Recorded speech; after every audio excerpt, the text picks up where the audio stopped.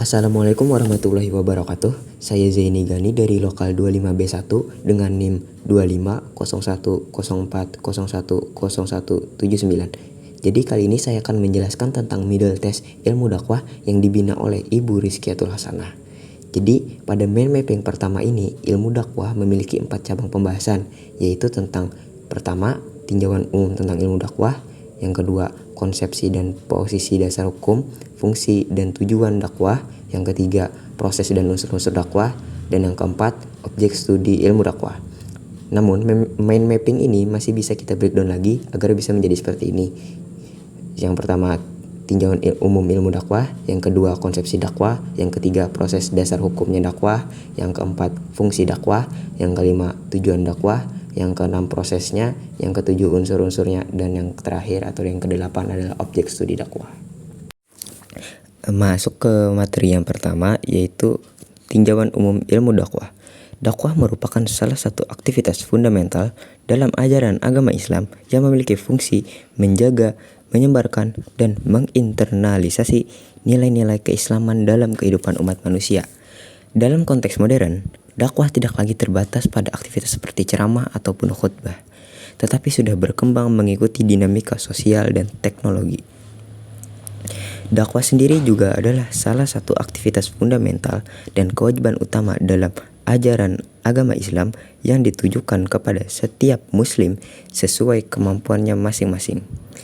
Ilmu dakwah atau ilmu komunikasi Islam hadir sebagai landasan teoretis yang sangat penting di mana memiliki 3 poin pembahasan. Di antaranya, poin pembahasan yang pertama yaitu dakwah sebagai esensi. Dakwah memiliki esensi yang berfungsi untuk menjaga, menyebarkan, dan menginternalisasi nilai-nilai keislaman ke dalam kehidupan manusia. Lalu poin yang kedua, dakwah sebagai kedudukan ilmu. Ilmu dakwah mempelajari secara sistematis bagaimana proses penyampaian ajaran agama Islam dilakukan secara tepat dan efektif. Tanpa kerangka teoretis ini, dakwah berpotensi kehilangan substansi dan hanya menjadi ritual seremonial agama semata. Dan poin yang ketiga, ada perkembangan. Dalam konteks modern dan era digital, dakwah tidak lagi terbatas pada ceramah atau khutbah seperti yang dijelaskan di awal tadi, melainkan berkembang pesat mengikuti dinamika sosial, budaya, dan teknologi. Misalnya dakwah melalui media digital seperti berdakwah sambil live streaming atau membuat konten Islam yang mengajak pada kebaikan. Jadi, dakwah merupakan aktivitas fundamental dan kewajiban utama dalam agama Islam dengan fungsi esensial untuk menjaga, menyebarkan, dan menginternalisasi nilai-nilai keislaman dalam kehidupan manusia. Ilmu dakwah atau ilmu komunikasi Islam sendiri berperan vital sebagai kerangka teoritis yang memastikan penyampaian ajaran agama Islam dilakukan secara sistematis, tepat, dan efektif, mencegahnya menjadi sekedar ritual seremonial agama semata. Sejalan dengan dinamika zaman, terutama di era digital, praktik dakwah telah berkembang melampaui ceramah konvensional semata. Kini merambah ke ranah digital seperti live streaming dan pembuatan konten untuk menjangkau umat muslim secara lebih luas. Lanjut ke poin kedua tentang konsepsi dakwah. Dakwah memiliki makna yang luas, mendalam, dan bersifat holistik. Secara fundamental, dakwah adalah upaya mengajak seluruh manusia menuju ke jalan Allah. Dakwah sendiri juga memiliki beberapa poin konsepsi, di antaranya yang pertama yaitu dakwah secara bahasa atau semantik. Kata dakwah berasal dari bahasa Arab, yaitu kata kerja da'a, yad'u, dakwatan. Secara literal, kata ini memiliki arti menyeru, mengajak, dan memanggil. Dan poin kedua, dakwah secara istilah atau terminologi. Dakwah adalah sebuah kegiatan atau proses terencana dan sistematis yang bertujuan untuk mengajak manusia kembali ke jalan Allah dan mendorong manusia agar menerima, memahami, dan mengamalkan ajaran Islam secara kafah atau menyeluruh. Dan poin yang ketiga yaitu dakwah secara hakikat atau esensi. Hakikat dakwah diwujudkan sebagai upaya komprehensif yang tidak hanya terbatas pada ceramah lisan, tetapi juga mencakup beberapa hal, yaitu yang pertama menegakkan amar ma'ruf atau menyeru kepada kebaikan dan mendorong perbuatan positif. Yang kedua, nahi munkar atau mencegah kemunkaran, mencegah segala bentuk kejahatan atau penyimpangan. Yang ketiga, menanamkan nilai-nilai Islam, yaitu menginternalisasi ajaran Islam dalam berbagai aspek kehidupan seperti sosial, budaya, dan ekonomi. Yang keempat, tindakan nyata dan keteladanan. Dakwah juga mencakup pemberian teladan yang baik atau uswatun hasanah dan implementasi ajaran Islam melalui perilaku sehari-hari. Analogi konsepsi dakwah bisa seperti ini. Bayangkan seorang pemandu wisata spiritual, tugasnya bukan hanya memberikan peta lisan atau menyeru dan mengajak, tetapi ia harus berjalan di depan dan membantu Anda melewati rintangan dan menjadi contoh untuk ketangguhan mencapai puncak gunung yang indah atau jalan Allah dan kehidupan yang kafah. Inilah hakikat dari konsepsi dakwah itu sendiri. Lanjut ke poin pembahasan yang ketiga, posisi dasar hukum dakwah. Dakwah menempati posisi sentral dan memiliki dasar hukum yang sangat kokoh dalam ajaran agama Islam. Ia merupakan kewajiban utama yang diperuntukkan bagi setiap muslim untuk berdakwah sesuai dengan kemampuan dan kapasitasnya masing-masing. Dasar hukum dakwah sendiri bersumber utama dari Al-Quran dan hadis dengan dalil-dalil kunci sebagai berikut. Yang pertama, sumber hukum dakwah dari Al-Quran yang ada di Quran Surah Al-Imran ayat 104 yang berbunyi, wal takum minkum ummatu yad'una ilal khairi wa ya'muruna bil ma'rufi wa yanhauna 'anil munkar wa ulaika humul muflihun. Artinya, dan hendaklah ada di antara kamu segolongan umat yang menyuruh kepada kebajikan, menyuruh kepada yang ma'ruf dan mencegah dari yang mungkar. Mereka itulah orang-orang yang beruntung. Ayat tersebut memiliki kandungan dasar hukum untuk menegaskan bahwa dakwah menyeru kepada kebajikan, menyeru ma'ruf dan mencegah munkar adalah misi kolektif umat Islam atau fardu kifayah. Misi ini bertujuan untuk mencapai keberuntungan hakiki. Lalu ada juga pada Quran Surah Fussilat ayat 33 yang berbunyi, waman ahsanu qawlam mimman da'a ilallahi wa amila sholihaw wa aqala innani minal muslimin. Artinya, dan siapakah yang lebih baik perkataannya daripada orang yang menyuruh kepada Allah, mengerjakan amal yang soleh dan berkata, sesungguhnya aku termasuk orang-orang yang berserah diri. Ayat tersebut menegaskan bahwa orang yang menyeru kepada Allah dan beramal soleh adalah orang yang memiliki perkataan paling baik. Hal ini menunjukkan kemuliaan dan urgensi aktivitas dakwah. Dan yang kedua, sumber hukum dakwah dari hadis, yaitu hadis riwayat Muslim yang berbunyi, man sira'a minkum munkaran fal yughayyiruhu biyadihi fa in lam yastati falisani fa in lam yastati fabiqalbi wa zalika ad'afu al-iman. Artinya, barang siapa melihat kemungkaran maka hendaklah ia mengubah dengan tangannya. Jika tidak mampu, maka dengan lisannya. Jika tidak mampu, maka dengan hatinya. Dan itulah selemah-lemahnya iman. Hadis tersebut menegaskan kewajiban setiap muslim untuk mengubah kemungkaran. Tingkatan perubahan ini dimulai dari yang tangan atau kekuatan atau kekuasaan, lalu lisan, ucapan atau nasihat, hingga ke yang paling lemah adalah hati, yaitu dengan tidak menyetujui, yang merupakan selemah-lemahnya iman. Dengan adanya dasar-dasar hukum yang kuat ini, posisi dakwah tidak hanya sebagai anjuran, tetapi sebagai mandat agama yang harus dilaksanakan demi tegaknya nilai-nilai keislaman dan tercapainya kemaslahatan umat. Lalu kita masuk ke poin pembahasan keempat, fungsi dakwah. Dakwah memiliki fungsi yang sangat strategis dalam kehidupan umat Islam, di antara lain sebagai sarana penyebaran Islam, membangun kesadaran dan mendorong perubahan perilaku positif pada individu dan masyarakat, mencegah masyarakat dari kemungkaran, memberi petunjuk dan hidayah kepada umat manusia. Secara umum, ia adalah instrumen strategis untuk mewujudkan Islam sebagai rahmatan lil alamin atau rahmat bagi seluruh alam. Fungsi utama dakwah adalah sebagai instrumen strategis dalam Islam untuk mewujudkan kehidupan yang diridai Allah, yaitu melalui upaya pemeliharaan, penyebaran, dan penginternalisasian nilai-nilai keislaman secara menyeluruh.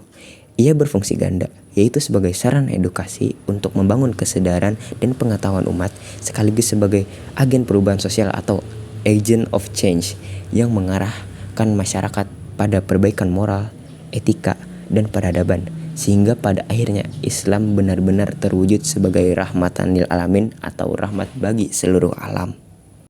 Lanjut ke poin pembahasan kelima, tujuan dakwah. Tujuan utama dakwah sejalan dengan misi kenabian, yaitu adalah mengeluarkan manusia dari kegelapan menuju cahaya yang terang benderang. Tujuan ini dapat dirinci menjadi beberapa poin. Yang pertama, memotivasi untuk beriman, mempengaruhi seseorang agar memiliki keyakinan dan kepercayaan kepada Allah Subhanahu wa taala dan ajarannya. Yang kedua, untuk beribadah, mendorong seseorang untuk melakukan ibadah dengan sungguh-sungguh dan konsisten. Yang ketiga, mendorong orang menjadi muslim seutuhnya, mengajak mereka mengimplementasikan ajaran Islam dalam setiap aspek kehidupannya. Dan yang keempat, mendorong pencapaian takwa, meningkatkan kesadaran dan kepatuhan yang tinggi kepada Allah Subhanahu wa taala. Secara ringkas, tujuan tertinggi dakwah adalah mengeluarkan seluruh manusia dari kegelapan menuju cahaya, yaitu mencapai kehidupan berdasarkan ketaatan dan kesadaran penuh terhadap Allah Subhanahu wa taala. Tujuan ini direalisasikan dengan mendorong individu agar memiliki keimanan dan keyakinan yang kokoh, memotivasi mereka untuk melaksanakan ibadah secara konsisten, serta mengarahkan mereka untuk mengamalkan ajaran agama Islam secara kafah atau menyeluruh dalam setiap aspek kehidupan, sehingga puncaknya adalah tercapainya derajat takwa yang sempurna. Masuk ke poin pembahasan yang keenam, proses dakwah. Proses dakwah adalah serangkaian tahapan yang terencana, sistematis, dan berkelanjutan yang dilakukan untuk menyampaikan ajaran agama Islam. Secara keilmuan, proses ini adalah sebuah sistem komunikasi yang bertujuan untuk mengubah sikap, pandangan, dan perilaku manusia agar sesuai dengan ajaran agama Islam. Proses ini sendiri didasari oleh dua teori utama yang menjadi kerangka berpikirnya dakwah. Yang pertama, landasan teori proses dakwah. Landasan teori proses dakwah ini juga terbagi menjadi dua hal, yaitu yang pertama, teori komunikasi dakwah. Dakwah ini dipandang sebagai proses komunikasi yang esensial yang melibatkan unsur-unsur dasar seperti komunikator atau dai, pesan atau materi dakwah, saluran atau media dakwah, dan komunikan atau mad'u. Yang kedua, teori perubahan sosial. Dalam konteks ini, dakwah berperan sebagai agent of change untuk menciptakan perubahan sosial ke arah yang lebih baik, yaitu menuju masyarakat yang berakhlak dan beradab Islami.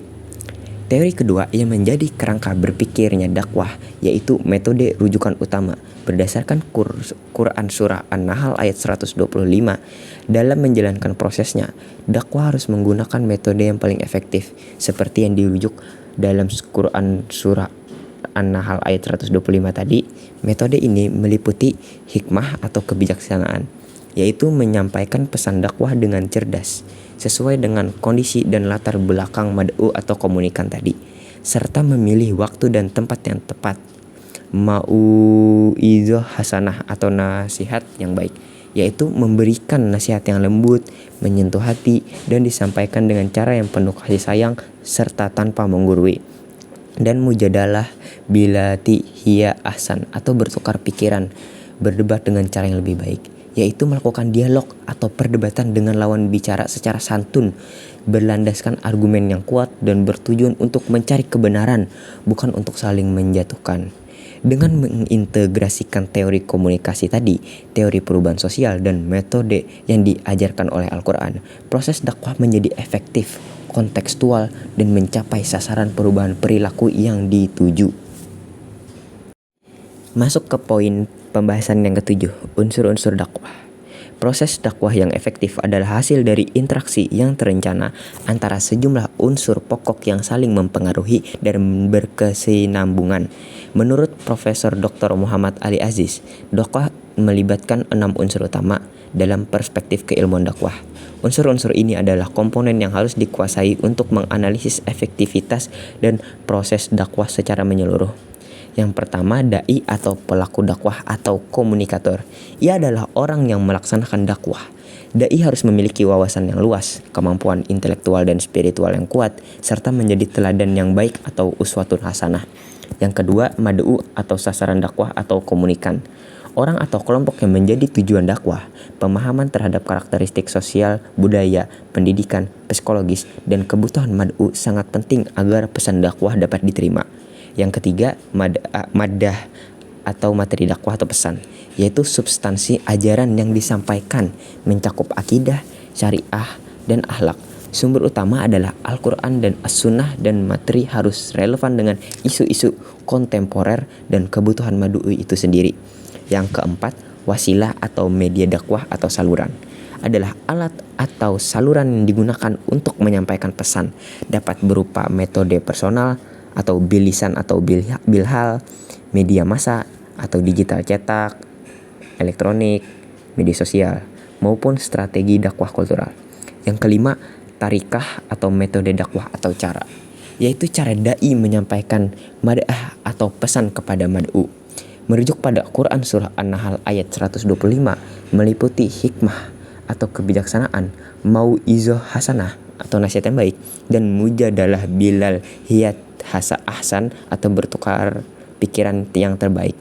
Dan yang terakhir, atsar atau efek dakwah atau hasil atau dampaknya, yaitu perubahan yang terjadi pada diri mad'u dan masyarakat, diukur dari dampak kognitif atau pengetahuan, afektif atau sikap, dan psikomotorik atau perilaku nyata.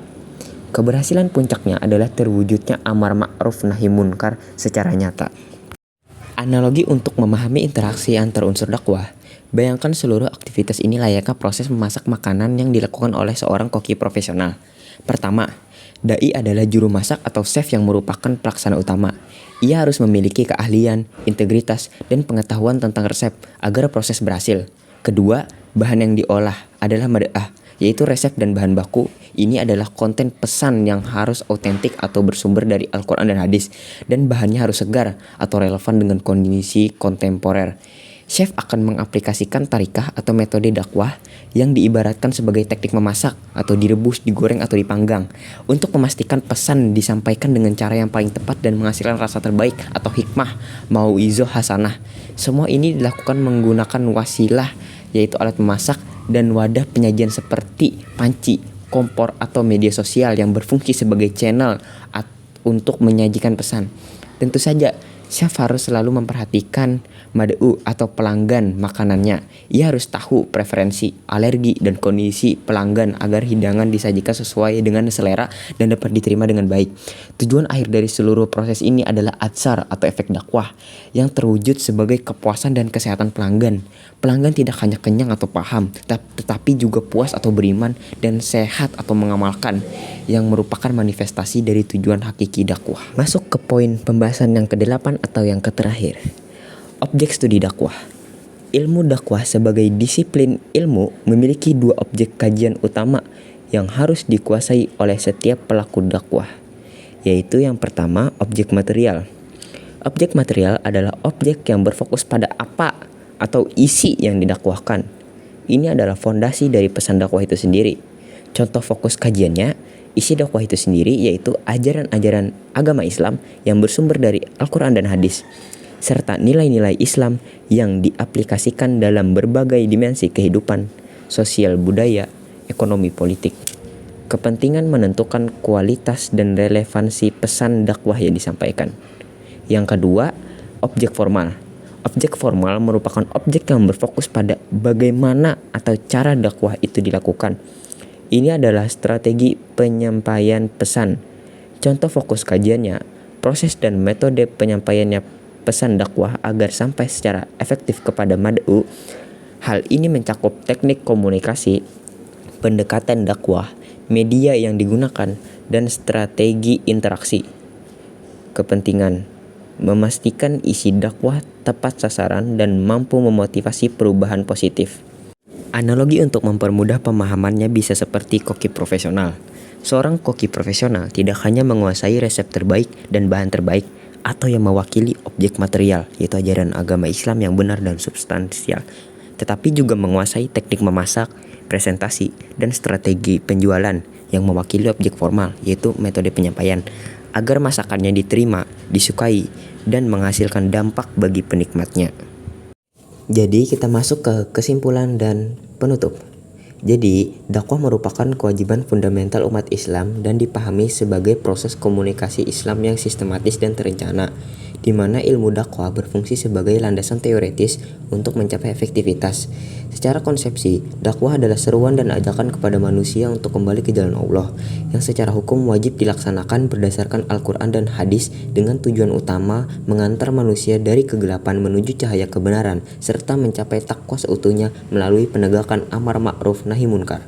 Proses dakwah beroperasi melalui sistem yang melibatkan 6 unsur utama, yaitu da'i atau pelaku, mad'u atau sasaran, maddah atau materi, wasilah atau media, tarikah atau metode seperti hikmah, dan atsar efek dari dakwah.